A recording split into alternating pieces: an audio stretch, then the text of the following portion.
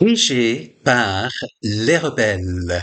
Ce qui m'est arrivé quand je travaillais comme missionnaire aux Philippines et je prêchais dans les églises et j'enseignais dans les écoles et les collèges bibliques.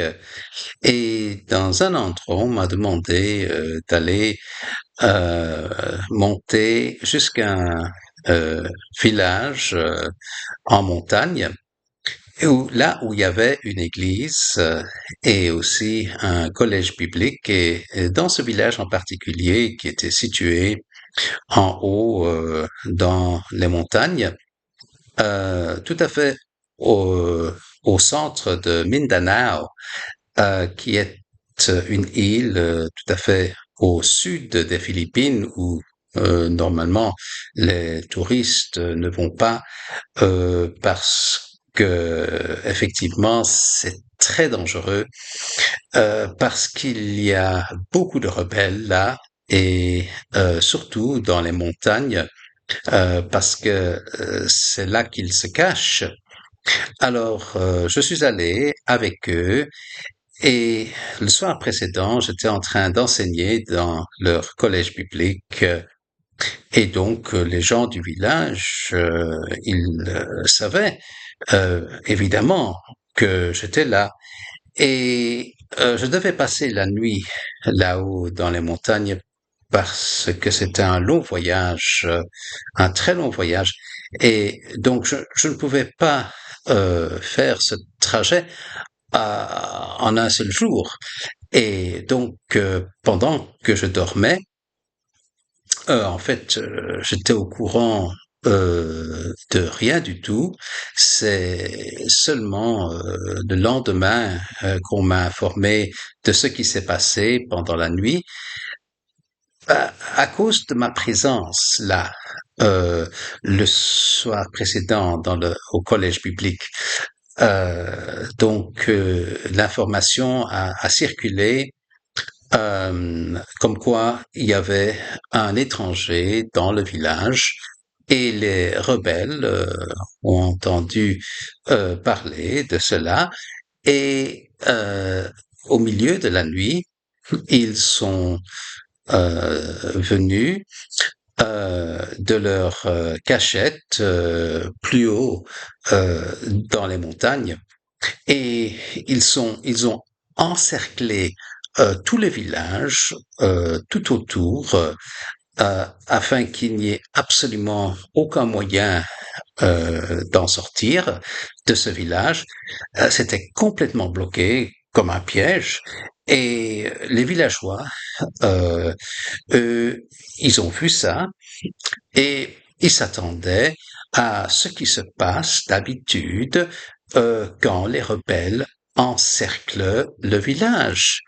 Euh, C'est-à-dire, euh, ils euh, euh, entrent euh, par toutes les directions et ils font une descente sur le village. Maintenant, les villageois, ils attendaient euh, en s'attendant euh, que ça se passe à n'importe quel moment, mais ça ne s'est pas passé, rien ne s'est passé en fait. Et les rebelles ils étaient toujours là, tout autour du village, en train de l'encercler complètement. Et donc le village était complètement bloqué, mais eux, ils n'ont pas bougé. Ils n'y ont pas, ils ne sont pas rentrés. Euh, et ils sont restés comme ça, là, jusqu'au matin, jusqu'à l'aube. Et quand le soleil s'est levé, ils sont retournés là-haut dans les montagnes. Maintenant, les villageois, euh, ils n'ont pas compris cela. Ils ne savaient pas ce qui s'est passé. Ils n'avaient jamais vu quelque chose comme ça auparavant.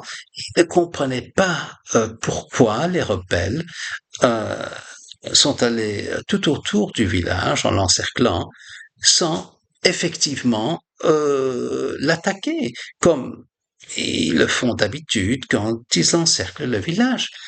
Mais moi, je savais ce qui s'est passé j'ai été protégé pendant la nuit par la puissance, toute puissance de Dieu, par le Saint-Esprit, c'est possible, avec un champ de force, une barrière spirituelle, un mur impénétrable, invisible, ou bien des anges guerriers tout autour qui bloquaient l'accès. Et tout simplement, c'était formidable d'entendre ce témoignage parce que euh, dans cette localité, les étrangers ont été kidnappés, tués, et d'autres ont été pris en otage pour une rançon. Et c'était extrêmement dangereux dans cet endroit-là. Alors vraiment, je remercie le Seigneur de tout mon cœur qui m'a protégé comme cela au milieu de la nuit. Et je, je ne savais même pas, j'étais même pas au courant, mais lui, il veillait sur moi et il me protégeait.